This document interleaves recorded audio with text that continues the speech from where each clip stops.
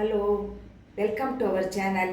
இன்றைக்கி டின்னருக்கு நம்ம மில்லட் குழிப்பணியாரம் எப்படி செய்கிறதுன்னு பார்க்க போகிறோம். இதுக்கு நான் நைட்டே இந்த மில்லட்ஸ் எல்லாம் ஊற வச்சுட்டேன். இன்னைக்கு காலையில் அதை அரைச்சி வச்சுட்டேன். அது இப்போது ஈவினிங்க்கு ஃபர்மெண்ட் ஆகிடுச்சு. ஒரு 6 ஹவர்ஸ்க்கு மேலே இருந்திருக்கு, ஃபர்மெண்ட் ஆகிடுச்சு. இப்போ இதுக்கு நான் என்னென்ன அளவு எப்படி எடுத்துட்டேன்னா, இந்த டம்ளரால் எல்லாம் ஒரு டம்ளர் எடுத்துட்டேன். இதில் மில்லட்ஸ் 3 பங்கு, 1 பங்கு இட்லி புழுங்கரிசி, 1 பங்கு உளுந்து, 1 பங்கு பாசிப்பருப்பு. புரோட்டீனும் வேணுங்கிறதுனால நான் கொஞ்சம் யூனிக்காக இருக்கட்டுமேன்ட்டு பாசிப்பருப்பு எடுத்துகிட்ருக்கேன். இதோட பாசிப்பருப்பு உடம்புக்கும் குளிர்ச்சி, அதனால் நான் அதை எடுத்துகிட்ருக்கேன். இதெல்லாம் ஃபாக்ஸ்டைல் மில்லட்டு, அதுக்கப்புறம் பார்த்திங்கன்னா லிட்டில் மில்லட், அதுக்கப்புறம் பானியார்ட் மில்லட் 3 நான் எடுத்துகிட்ருக்கேன். அதோட இட்லி புழுங்கரிசி, அதாவது சாமை, குதிரைவாலி, திணை, இந்த 3 அரிசியும் எடுத்துகிட்ருக்கேன். இதால் ஒன்று.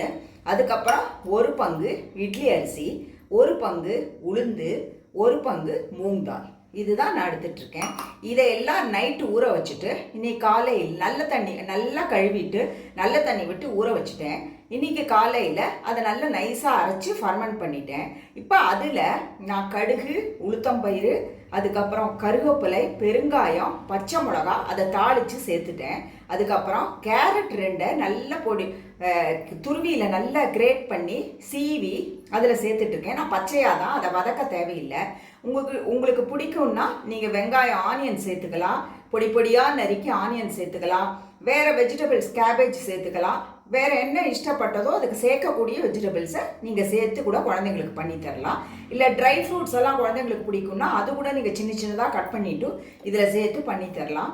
இதை நம்ம எப்படி செய்யலாம்னா, இப்போ இதை கரெக்டான இதை ஊற்றுற கன்சிஸ்டன்சி நம்ம இது இருக்குது. இதை அப்படியே நம்ம குழிப்பணியாரக்கல்ல நான் காய வச்சுருக்கேன். இதில் ஒரு ஸ்பூன் நம்ம ஆயில் விட்டுக்கணும்.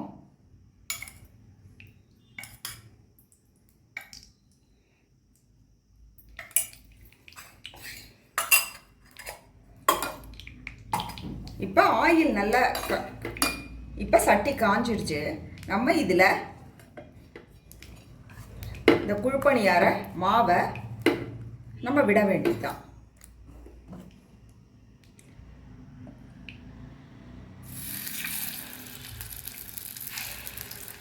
நீங்கள் 3/4 அளவு விட்டால் போகிறோம், 1/4 அளவு அது வேகத்துக்கு இடம் கொடுக்கணும்.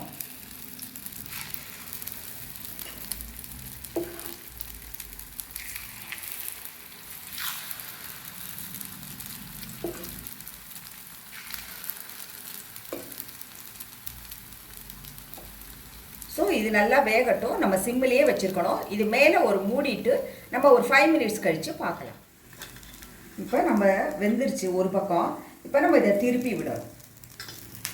இப்படி ஸ்பூனோ ஃபோர்க்கோ ஏதாவது ஒன்று வச்சுக்கிட்டு நீங்கள் திருப்பலாம்.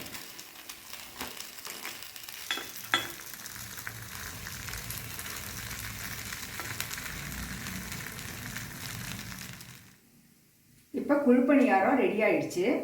நல்ல எக்ஸலண்ட்டாக வந்திருக்கு. இதுக்கு சைட் டிஷ்ஷாக நான் தேங்காய் சட்னி, கொத்தமல்லி வச்சு அரைச்சிருக்கேன்.